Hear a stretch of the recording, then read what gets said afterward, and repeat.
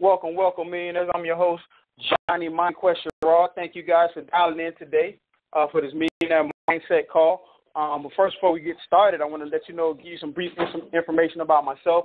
Again, my name is Johnny Sherrod. I'm originally from Miami, Florida. I've been in this industry 7 years, ladies and G's, and it's been a great 7 years. If I could do it all over again, I'll do it again the same way. Right now, we're going to go ahead and jump into the meat and potatoes of this call. I'm super excited about getting on this call and hearing some of this powerful information.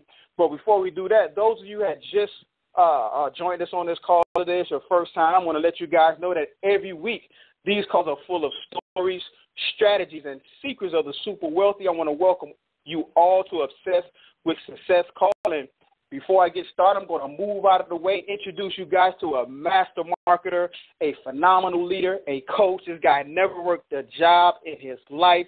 He pulled himself out of poverty, mentally using systems he learned from his mentors.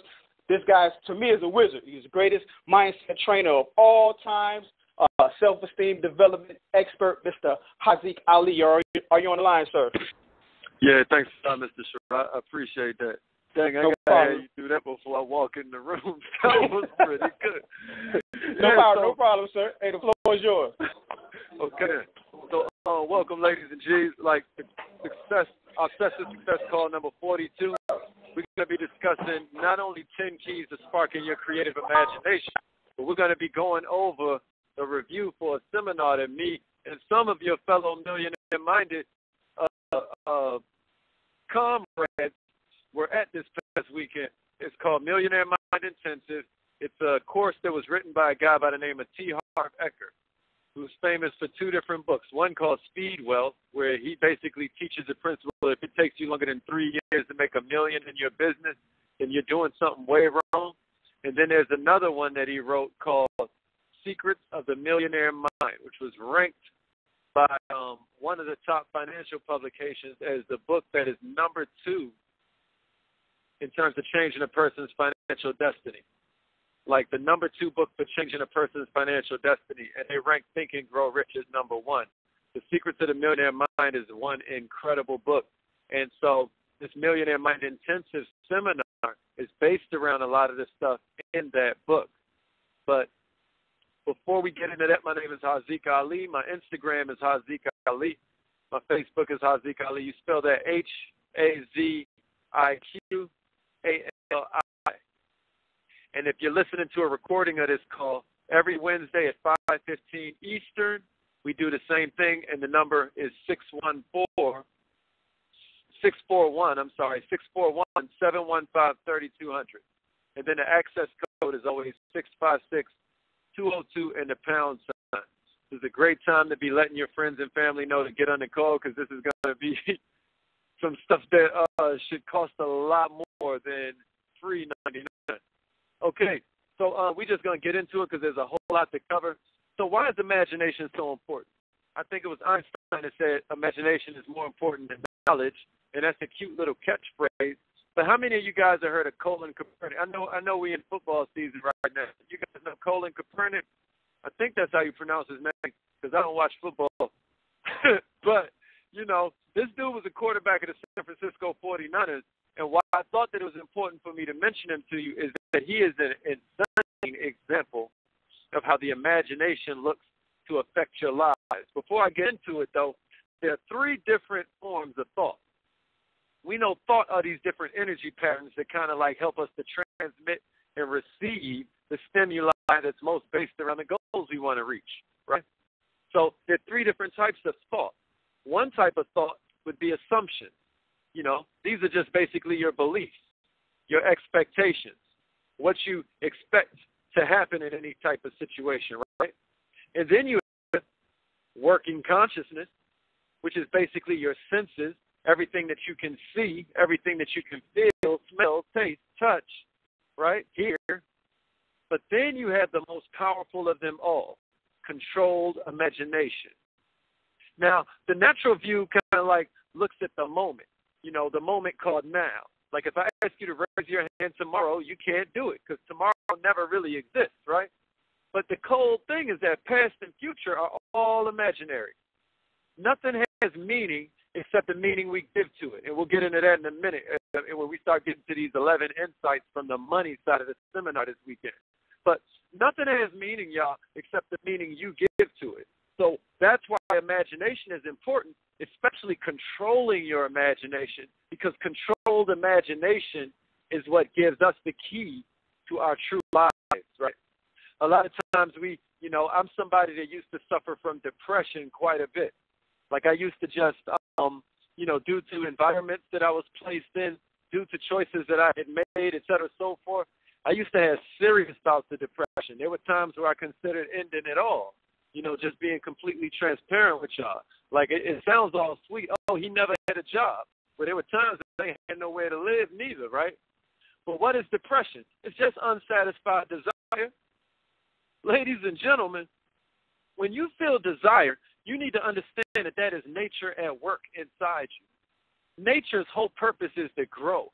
Nature's whole deal everywhere around you is that there is just abundance. There is more of everything than any of us could possibly have to ourselves. That's nature. And are you not a part of nature? So then, if you're a part of nature, what would make your part of it something that's limited in its abilities? So what is desire then? Desire is nothing but function seeking performance. Desire is nothing but possibilities needing expression. And when you have unsatisfied desire, you damn right you're going to be depressed. But it all starts with your imagination. So back to Colin Kaepernick, when this dude was in the 4th grade, he wrote down in a time capsule, sort of like the time capsule they told us to put together this weekend. He wrote in the time capsule that he wanted to be 6'1", 230 pounds, play for the San Francisco 49ers. He's in the 4th grade, y'all. How do you dictate how tall you're going to be when you're adopted? You don't even know what size your father is. You don't even know what size your mom is. You have no idea what you're supposed to grow to. But he used his imagination and still uses it today to kind of dictate his life. Ladies and gents, that's the exact same kind of power that you have. So then, what are 10 different ways to spark your creative imagination? Now that we know that everything around us is like when you see a plant and the sun is in one side of the room, but you got the plant in the house, that plant is going to reach for the sun. That is that plant's desire, because life wants to live. You can only grow or you can die. So what are 10 ways to spark this? What are 10 ways to take control of this most powerful of our 6 faculties? Which, I know you guys are taking notes, so let's run through them real quick. There's will, there's intuition, there's perception, there's reason, there's memory, and there's imagination. So the first way that you can spark your creative imagination is through varied input. The brain doesn't work off pressure. The brain works off stimulation.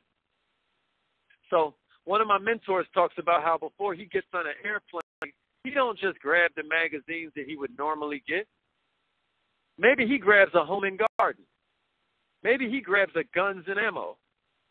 You want to expose yourself and write this down to the practices, the problems, and the opportunities of every industry on the planet if you can. You need to know the problems, the practices, and the opportunities of everything. Why? Because you can only function off the raw material. Your brain can only cook based on the recipes it knows about, right?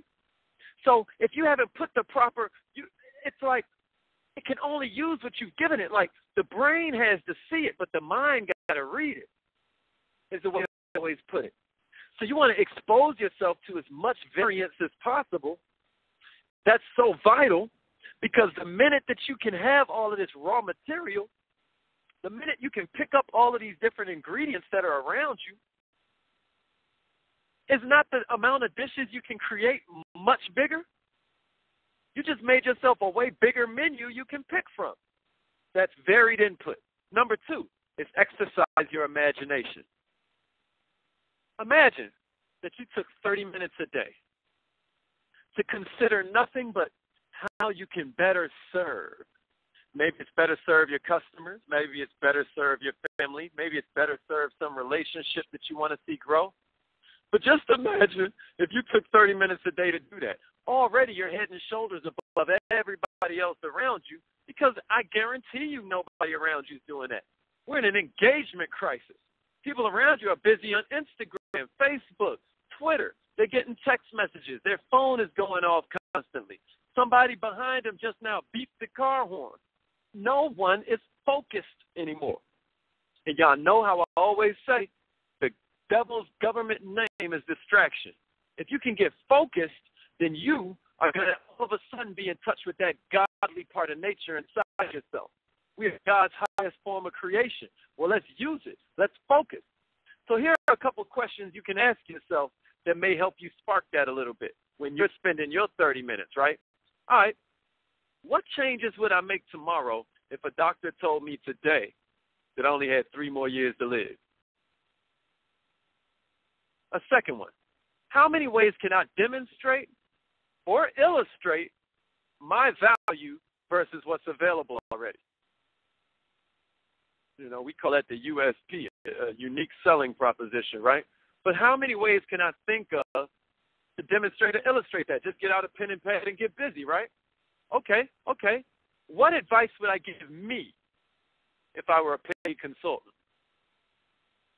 What would I tell myself? You know, like there's a famous thing from one of these teachers where you tell them, you know, oh, I don't know. Well, if you did know, what would you say? Right? Stop shutting your brain down. Here's another one. How can I create passive income? What are a bunch of ways I can create passive income? We'll get into that in a minute, but passive income is vital. If you've decided you want to win this money game, and we all waking up early in the morning to play, don't get it twisted. We are all waking up early in the morning to play this money game. Whether you pretend you're not, or whether you sort of say it's, we'll get into a lot of this in a minute, but my whole point is just listen to me now, believe me later on. The third way to spark your creative imagination is block out distractions. What can you do to set aside a place and a time for your genius?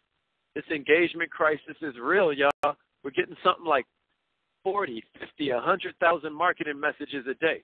You on the highway, they got the billboards up. They got the road signs. Get off on this exit because there's a Chick-fil-A here. It just doesn't stop anymore. You drive past the billboard. It changes 8 times before you get past it. You know, you pull up at the gas station. There's a little TV on top of the gas pump. You go into the club. There's a little TV above the urinal showing you commercials. You watch the football game. Not only are you watching commercials when the commercial break comes on, but right there on the field is a billboard at the bottom of the crowd that keeps on changing and switching up. You play a video game. The billboards are for real products. It's amazing how much stuff they are feeding us. So what can you do to block that out? That's already going to put you head and shoulders above a whole lot of people around you. Number 4, relax on purpose. You got prayer. Whereas we know, those of you that have been on these calls, you want to kind of pray as if it's already done. You want to set it up for yourself so that, like, your prayers are based around the fact that you are already gracious. You are already in just an immense feeling of gratitude that what you're praying for has already come to pass. Because the minute you start doubting yourself, that's the minute you push God away. There is no negative. You know, a lot of people saw my Facebook post yesterday when we were talking about all that, don't do this, don't do that. Mother Teresa said it best. I ain't showing up to no anti-war rally, but if you have a pro-peace rally, I'll be there every time. Well, that's the same thing when you're praying. You can't pray for to get rid of darkness, because darkness is just the absence of light. You've got to pray for light. You've got to pray for it being already done, not to stop smoking, because to stop smoking, first we got to create the smoking, then we got to stop. You got to go forward. Okay, number 5, be detail-oriented. Being detail-oriented is all about the 5 senses. It's all about the fact that in your imagination, you know when you were a little kid, you could taste it before your mom finished cooking it. Well, they told us, stop daydreaming, boy. Come on, girl, snap out of it. You're so spacey, right? wore you out, tricked you into stopping using your imagination, and here you are. For some reason, we stop playing with toys when we get older. But those toys, I mean, shoot, now we barely play with toys when we're young, you know. It's crazy because now even on a if you're a coach, right, on a football team, they did some study that shows you can't even show the players X's and O's no more. You got to show them game tape, or they can't even compute what you're talking about as a coach because no one has access to their imagination anymore. Y'all better watch giving these kids these iPads. Y'all better watch playing on them too much yourself. You better learn to shut off all of that electronic, those crutches, so that you can walk and your leg can get strong. All right. So be detail oriented. Another quick note about that, right? Everybody that you can picture, from Michael Phelps to Bill Russell, any great sports legends, right? They see it with such detail. Like if you talk to Michael Phelps about his swim meet, he sees the tiles on the bottom of the pool. He hears the crowd muffled through the water. He sees the time on the clock that he's trying to hit. You know, or if you're imagining a phone call and you think that the person is going to be real stiff to what you have to talk to them about. Well, man, don't just accept that like it's got to be an assumption, right? It doesn't have to be that form of thought. It can go ahead and be controlled imagination. So if you're running through the phone call with the person, go ahead and just kind of start picturing them loosening up. What are you going to say? What are they going to say back? And what are you going to say to this? At what point are they going to laugh at one of your jokes? Before you know it, you start experiencing deja vu during these types of conversations because you're like, whoa, I just went through that. It'll give you chill bumps. It'll give you chill bumps. So that's be detail-oriented is number 5. Number 6, perform perfectly in the present tense. You don't say I will be. You don't say I want. You say I am. I have already. It is already done. So let's just say, let's take that famous study. It was either Cambridge or the University of Chicago. But they took the 3 groups of basketball players, and they all wanted to see how well they could improve their free throws. They took group number 1 and had them practice every day for 30 minutes. They took group number 2 and had them not practice at all. Then they took group number 3 and had them practice for 30 minutes, except it was all in their mind. Well, you can Google this for yourself, right? But the whole point is that group number 1 and group number 3 both improved. And group number 1 only improved 2 percentage points above the group that only practiced in their mind. Because, of course, when they practice making every shot and hearing that swish as the ball just goes through the net, right? You say to yourself, well, who wouldn't? I mean, who would practice missing? But half of y'all practice missing in your life. It's called worrying. But let's move on. Number 7, resist interruptions from the left brain. The left side of your brain is hella analytical, y'all. The left side of your brain is your inner critic. It's that voice to be more or less the hater, right? So you've got to find a way to silence that joint. You got to be like what they taught us this weekend in the seminar, just kind of pat yourself on the back and say, thanks for sharing. Man, you can't do that, Haziq. Thanks for sharing, man. You know? And then they gave us these bands to wear around our wrists. So we have a thought like that that's a self-limiting belief. We snap it back really hard and then kiss ourselves. Because the whole point is I still love you, dog, but you sound crazy right now. I can do whatever I want. Am I not a part of nature? It's nature's whole purpose not to grow and evolve and gather everything I can to live out my life fully, mind, body, and soul. If all I'm living is through my mind, then I'm not living fully. And it's a sin to want less than that. All right, but let's move on because we got a lot to cover. I swear I could do a whole call on any one of these.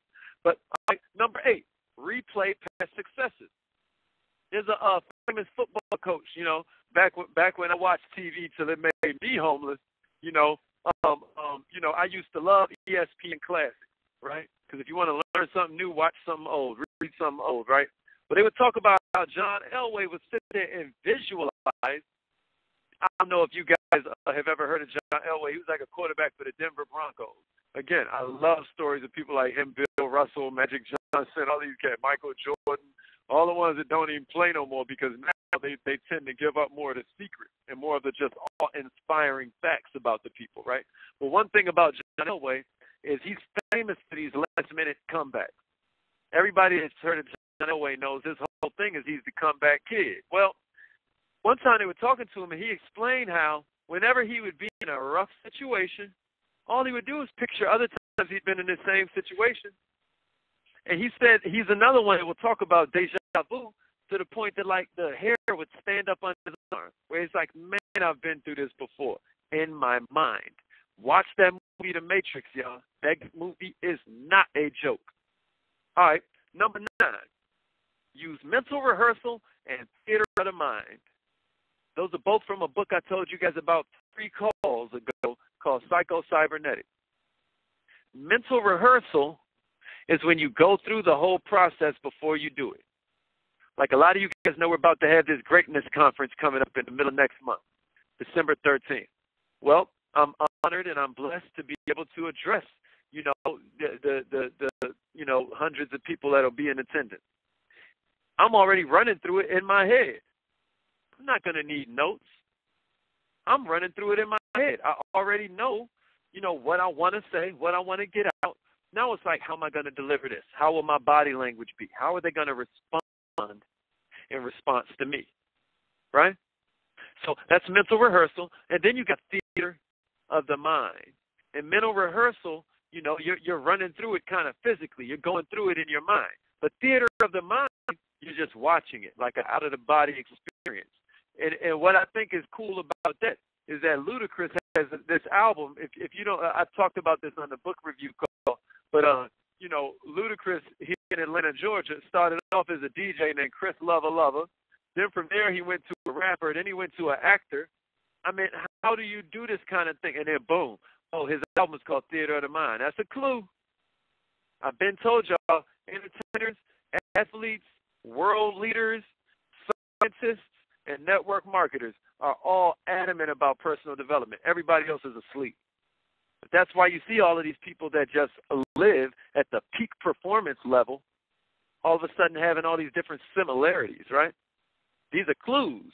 I hope y'all listening. I hope y'all spreading this to your family and friends. And then number 10 would be capture your genius.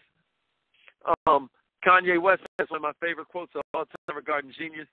He's got a lot of my favorite quotes of all time regarding a lot of stuff because the dude is he's living so fully in him. I mean, people that are intimidated by him, it's almost like, he'll make you'll see your self-esteem, because if you've got it in you and you see it in him, you see it in people around you. If you don't, if you're intimidated, if they irritate you, that's that desire again. That's some possibility that's seeking expression inside you. You got some unsatisfied desire. That's some function that's seeking a higher level of performance, right? And we call that hating, unsatisfied desire, right? But anyway, Kanye West says genius ain't something you are. Genius is something you can have. But another one of my favorite quotes is like the Prince Michael Jackson story, where Michael Jackson was talking about capturing his genius, and you can do this any manner of ways. Carry around a pen and pad with you, call your voicemail, write yourself an inbox on social media somewhere, right? But the whole point is that Michael Jackson has this thing where I can't remember if it was Oprah or who it was, Barbara Walters. No, I can't remember. But anyway, he was like, oh, yeah, I got to use the ideas once they get sent to me. Otherwise, God will take them back and give them to Prince. You got to capture your genius. You know what I mean? Because these ideas ain't just yours. God might be showing them to you as well, but go ahead and act like you don't want it. We're going to get to this in a minute, but man, I want all the blessings that y'all don't want. I want all the blessings everybody else don't want. Deny those blessings. That's up to you. You got free will, but I tell you what, I won't. So those are the 10 different keys to sparking your creative imagination. I hope that was super helpful for somebody. I hope you understand. Because I'm going to tell you something. I'm not an etymologist, right? But If I had to put money on it, I would bet there's a reason that magic, magnets, and imagination all seem to share some kind of root word. Magic, magnets, and imagination all seem hella similar to each other in terms of the way the word is spelled out. There's got to be a reason for that. Just think about that. Write that down and see what you can come up with as you research it. But this imagination thing is no joke. Out of all 6 faculties of the mind, I got to say, imagination and intuition, woo! And then will, but they're all powerful. Reason. Okay, let me move on. So, this week we're going to discuss just 11 of my observations from the money side, because there were 2 different sides of the seminar, if I had to characterize it as such. One focused on the mind part, and then one focused on the millionaire part. And since you guys know that we're all millionaire-minded on this call, I thought that they were both really relevant, but we don't have time to go over both. So I figured we would talk about the money part first, because we don't mean money like some theoretical, oh, you're rich if you're happy, that. Nah. Happiness is part of it. But before we get into that, right, let's look at it. Money is very much needed to live a full life, right? Like let's look at it, right? So let's just go ahead into observation number 1. What does college teach you? They broke this down for us so beautiful. Where it's like you would think that college is teaching you what? How to make money, how to be happy, how to find love. But does it? Does it? Think about that for a minute. No, man, college is a student loan scam. If you're trying to be an astronaut or a doctor or a lawyer, okay, yeah, college all the way. But everybody else, they're just getting scammed. Trade schools are where all the jobs are coming out of. And watch, y'all are hearing me say it first. And one thing they kept on repeating in there is that the truth will set you free, but it's going to piss you off first. Well, I'm here to tell you that college is ridiculous. What does college teach you then? It teaches you how to live the box life. It teaches you how to live in a box, drive in a box, work in a box. You answer a box. You watch a box. You eat a dinner out of a box. And then you're wondering why you can't get out the box. But it's because you don't know how. You don't know how to get out the box. Why? Because the instructions are always on the outside. When they say you got to live life outside your comfort zone, that life is lived on the edges, that's just another way of putting it. All the directions is on the outside of the box.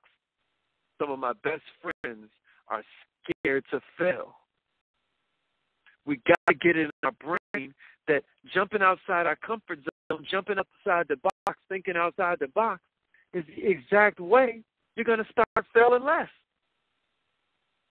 But safety is the new risky.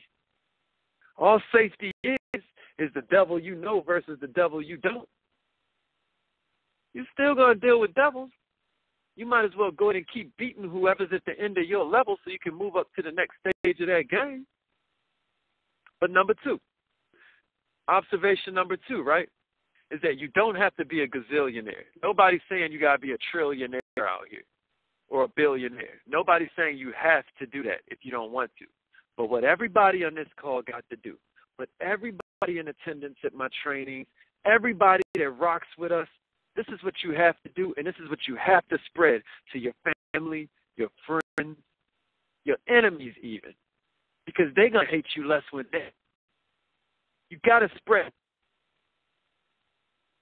You have a duty to become financially free. You have a duty. You have the right, okay? Yeah, true. But you also have a duty. You need to be financially free.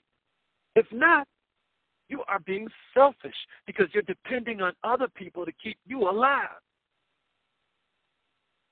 It's cold.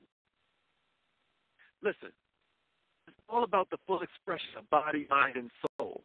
If you cannot express all 3 of those, like we talked about in that law of attraction call, What do you need to express with your body? You need food, you need clothing, you need shelter, you need recreation, exercise, right? Which of these can you do with no money? You ain't got time to work out if you're working all day.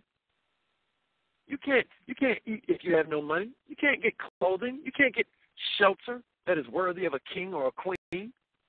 And are you not a king or a queen? If you don't agree with that, then you have a low self-esteem. I know you're a winner when you're on this call. I already know it without even knowing you. Why? Because you were one of 6 billion sperm that chose the right path, and it beat all the rest of them. Think about it. There are only 7 billion people on the planet. You beat 6 billion sperm just to be here today. So I know you're a winner. All the rest of that was taught to you. All the rest of that, you got conditioned and programmed by somebody that felt like they were a loser. So all they see is losers around them. The same way if you see greatness inside yourself, you're going to see greatness all around you. All a hammer see is nails, baby. We don't see things as they are. We see things as we are. True or true? So, okay, with the mind. Let's keep it going. With the mind, right? How do you fully express and live with your mind? Well, you need books. You need travel. You need intellectual companionship. Money helps with all of that. Money helps with all of that. You ain't got time to read if you're constantly working for money. You ain't got time to travel. And then what about the soul? Well, the soul is best expressed through love, right? Well, love ain't something that you say. Love is something that you show. Love ain't something you tell. Love is something you show, right? And how do you love? Giving. Giving, right? Spontaneous giving. How can a man be a citizen, a friend, a father, if he don't have money to give? This is not to say if you don't have money now that you aren't all of those. That's not what I'm saying. What I'm saying is we have to let go of the idea that money is for the greedy, or that money is for people that committed all some type of crimes and stuff like that. No. If you do things a certain way, you're going to live in a certain way. If you do things, it's the law of compensation from our last call. But that's up to y'all to go back and listen to call 41 for stuff like that. But the whole point is that is the second one, that you don't have to be a gazillionaire, but you do have to be financially free. The third sort of observation that I garnered this weekend was that the most dangerous words in the English language, the 3 most dangerous words in the whole language are I know that. I know that. There are 4 steps to change it. First, it's awareness. Then it's understanding. Then it's disassociation. After you stop confusing your thoughts with actually you're just playing a recording that your mom or your dad or your teachers or your preachers pumped into your head with force and with repetition. After you get through all of that, you got to understand, like, dang, man, the way they put it to us this weekend is that maybe you're not here to learn so much as unlearn a bunch of that crap so you can remember.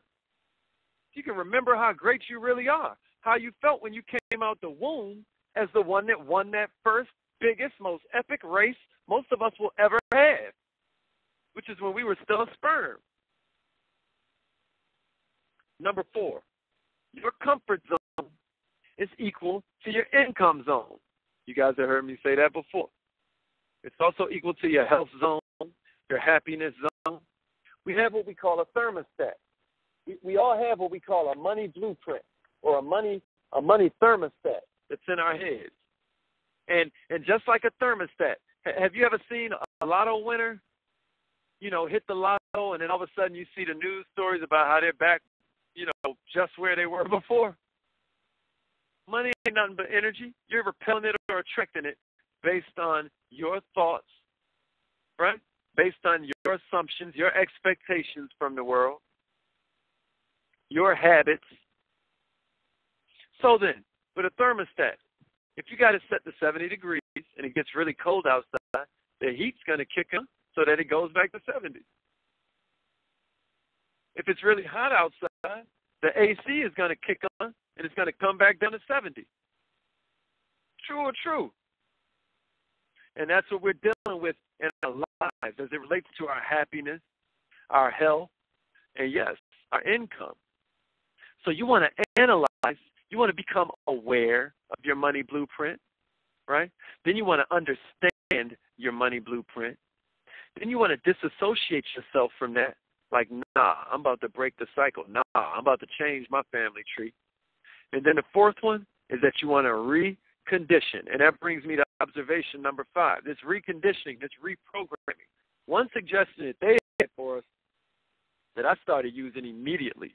Like tonight I will be doing it again, and it's been working like a charm. I feel it. They said create a success journal. Get yourself a pad, get yourself a notebook. I always suggest the zebra composition book. Get yourself a zebra composition book, and every night before you go to bed, write 3 things that you are a success for and celebrate them. Wow, I'm glad we're going over this because that's the thing that I have. I have a big thing against celebration. It's like somehow when I was a little kid, it just always seemed like, no, I can't celebrate yet. Or like celebration somehow became like sort of uncool to me. I don't know where I picked it up, but according to the ancients, celebration means you want more of this thing. That's why we celebrate birthdays. And that's something that I have to work on myself with because I never feel like I deserve to celebrate just yet. I don't celebrate birthdays. I don't celebrate different holidays. My family never did it. So, that's just me being transparent with you guys about how we're all robbing ourselves in a subconscious or what I really call a superconscious mind of different habits. We're blocking neural paths that if we were to create them, then our brain would start looking for that everywhere. And that's what a success journal does. The more you begin to acknowledge and spend a little bit of time reflecting on successes you had that day, the more that becomes the path of least resistance.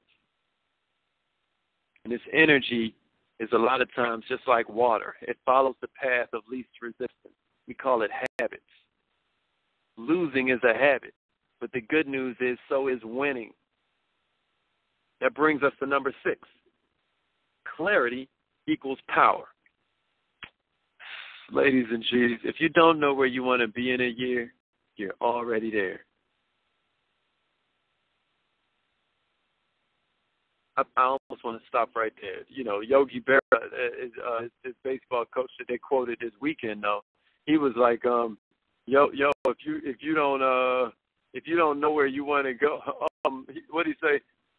When you get to a fork in the road, take it, right? Or he's like, if you don't know where you want to go, anywhere will do.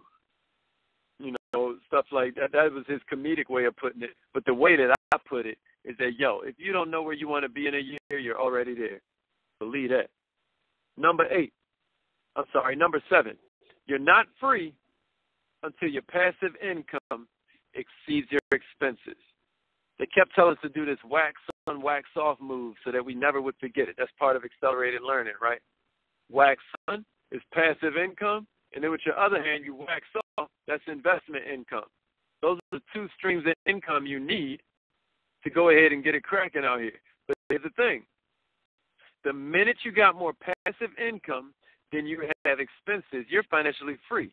He started asking people to name forms of passive income. December 4th, I'm going to a class called Never Work Again out in California where the whole seminar is based around that. They sell you this package of courses for like $10,000, right? But what is $10,000 when you're going to be a billionaire?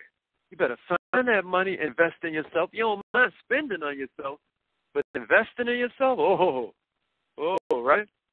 Well, no, and I got a funny story to tell about that.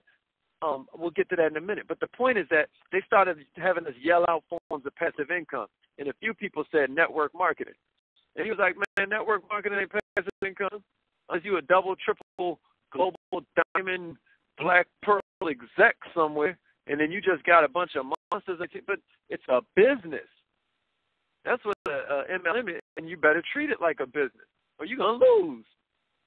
Treat it like it's passive if you want to, and watch your income plummet. So no, that's not passive income. What's passive income is setting you up, a trailer park. What's passive income is a billboard with a centuries-long contract, something like that. Passive income can be some forms of real estate. Once you've hired a property manager that does all of your thinking for you. If you got one piece of real estate and you're in there painting every weekend, is that passive income? No, because you're still having to work on it constantly. So passive income is a little bit different than we were taught. But you need to know that is how you become financially free. When you have more passive income than the expenses it takes to live your desired lifestyle. All right, number 8. The 67-year plan starts at age 5. That was observation number 8. The 67-year plan starts at age 5. What do I mean? When you go to your mom and dad and you ask them for some money, and then they say, go get a job. They never say, you better get some passive income going. And that's the first bit of little programming that goes into your brain, and then the next thing you know, you living exactly like your mom and dad lived. It's the 67-year plan. School helps with it, right? It never stops. What did your boy Hitler say? If you give me a child by age 5, I can change the world. You think kindergarten is a German word by accident or something? Well, yeah, the 67-year plan is real, ladies and gents, and you want to be paying attention to it because life expectancy is increasing. Y'all heard all of that on call number 40, though, so I ain't going to go back over that. Number 9. This is the world's most effective money management system that I'm about to break down for you. Make sure you write this down. If you don't get nothing else from this, I kind of put it on a Facebook post a few days ago or on my Instagram a few days ago, which, again, my Instagram is HAZIQALI, Haziq Ali. You take 10% first and you put it in your freedom account, financial freedom. Hold up, before I get to that, it was so cool. They told us a fairy tale that you've been hearing since you was a little kid and you never got what they was really trying to teach you. It's called the goose that laid golden eggs, right? So boom, once upon a time there was a farmer and his wife who went down to the barn one day and discovered that they had a goose that was laying solid gold eggs. So the farmer and his wife got the egg. They brought back up to the house day 1. Day 2, they got another egg. Day 3, they got another egg. Day 5, day 9, day 12.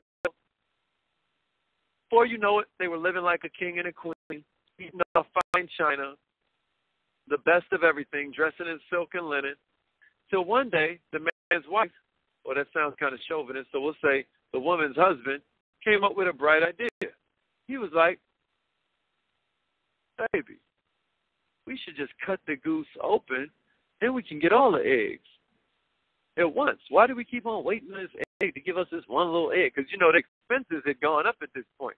At this point, they kind of done, their lifestyle done did what everybody's life, what most people's lifestyle does when they make more money, and their lifestyle expands to eat up whatever you feed it. Right? So they know different. They done bought cars and leveraged themselves with interest rates and stuff, so they just need a lot of golden eggs at one time. So the farmer suggests this idiot plan to his wife, and she goes along with it. So what do?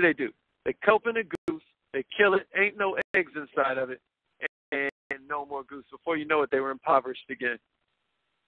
Maybe that's a money thermostat thing, huh? Maybe their thermostat was just set to freezing. And so no matter what happens, they're going to have the thoughts that get them right back to freezing. All right, but I digress.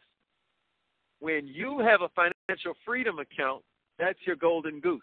You never touch your golden goose, and that's where 10% of your money goes. Next comes necessities. 55% of your income goes into necessities. Now, the wealthy keep their necessities at 30 to 35% of their income. But then again, they got more income, don't they? So it's a little bit easier in some cases, I bet, right? But no, that's probably my condition, my talking, because it ain't what you have. It ain't how much you have. It's how good are your habits. It ain't do you have it. It's what are your habits. So 55%, for our purposes, goes into your necessities jar. because they were doing it with literal jars on stage. Never miss one of these events if you can. The next one is long-term spending for savings, 10%. Out of every $100, 10 goes into the financial freedom, 55 goes into your necessities, food, clothing, and shelter, and then 10% goes into the long-term savings for spendings account. Beautiful thing. The next 10% goes to play. It's the play jar. Now, what do you do with the play jar with this other 10%? Well, this is the jar that you take and you spend once a month. This ain't about you sitting in there being like, oh, I'm just going to hoard money and never live my life. Once a month or once every 3 months, you take your jar, you go to the restaurant, order everything without looking at the prices. Or you go to the spa and say, hey, I'm going to need all three of y'all. You work this foot, you work that foot, you can work on my, my head, whatever, right? Boom. That's your play jar. They gave us some advice, right? They said if you have a choice with your play jar, or renting a rowboat for a week, or renting a yacht for a day, rent the yacht. Build those neural paths. Build the habits. One of my homies, the kill, he just went and test drove the Corvette, that new Corvette they got. That's faster than a Ferrari, faster than a Lamborghini. Goes 0 to 60 in like 2 point something. When the best the Lamborghini can do is 0 to 60 in 3 point something, right? So he went and test drove it, took the picture just like the dude suggested that we do. Shouts out to him. But my point is that, yeah, build the neural paths around the lifestyle of a king. So you're royal with yours. Don't go for the small, menial thing for just a minute or for just because you can have it for a month. Go for the big dog thing you can't have but for a minute, for a day, a moment. That's how you begin to become accustomed. That's how you begin to form the habit of winning. The next jar after that is your education jar. This is the money that you take and you spend on books, classes, seminars, workshops. This is what you do with that other 10%. You just let that build up till it's time for you. You just ask yourself, because you want to have purposes to this money. So you want to ask yourself, what do I want to learn? What do I wish I knew way better? And that's what your education jar goes to. And then the last one is the give jar, which is 5% of every 100 you bring in. 5% of every $100 you bring in should go into the give jar. And that's, if you want to give 10%, take 5% for your necessities. And make necessities 50% and make giving 10%. So that's all 100% of the dollar or the $100 bill. And that brings us to number 10. And then we're going to do a quick Q&A. Number 10 was, what is your purpose for money, right? I already told y'all they gave us a real funny affirmation because they're talking about, we'll get into this next time. We're talking about how people are better receivers than others. Some people are not very good receivers. Well, they took us through this little thing and say, well, you'd be like, oh, God, and I'm paraphrasing, right? But dear God, if anybody around me doesn't want the blessings that you gave to them, I'll take them. Oh, I'll take them, God. Thank you so much. And I'll take theirs, and I'll take all you got for me, too. You don't want to spend time being too, what they call altruistic, and you don't want to be too selfish. What you want to do is create yourself a balance. You want to have balance with the things that you're going for out here. So what is my purpose for money? I'm sharing it with you guys because when I was in the seminar this weekend, I'm not judging, but the dude that I was partnered up with had really small, minuscule goals. Those do not get your fires burning and make you rush to hit the ground when it's time for you to wake up. Those will never wake you up without your alarm clock, having little minuscule, eensy-weensy, puny little goals. Here are my goals. I am the founder of a Nobel Peace Prize winning global education system that uses quantum and personality development to create geniuses. Number 2, I'm the founder of a hospital system that uses quantum and holistic and faith procedures to cure disease and sickness that was considered incurable. Number 3, I am the one they say ended world poverty through purveyance of global abundance mindset. Number 4, I'm the owner of property on all 7 continents. Number 5, I'm the reason my family has more self-made millionaires than any family tree in history. Those are my goals. Maybe they sound a little big. Maybe I sound a little insane. And that would mean I've done a good job in setting big goals. But guess what? You also got to put some action to them, or you don't even believe yourself. You guys have heard me say this before, but a real quick trick to raising your self-esteem is to keep promises to yourself. We got about 10 minutes to take some questions. Let's get started right now. If anybody has any questions or feedback, then push *6 and let us know where you're from and how many people you put on the call. Anybody got anything? You push *6 to unmute yourself. Or we can talk about it later on Facebook. My Facebook is Haziq Ali, or my Instagram is Haziq Ali. If nobody got anything, then we'll just go ahead and end it here. Like happy Thanksgiving to everybody. Hey, Mr. Sherrod, you can stop the recording. And happy holidays, everybody. I hope you guys enjoyed this. We'll see you again next Wednesday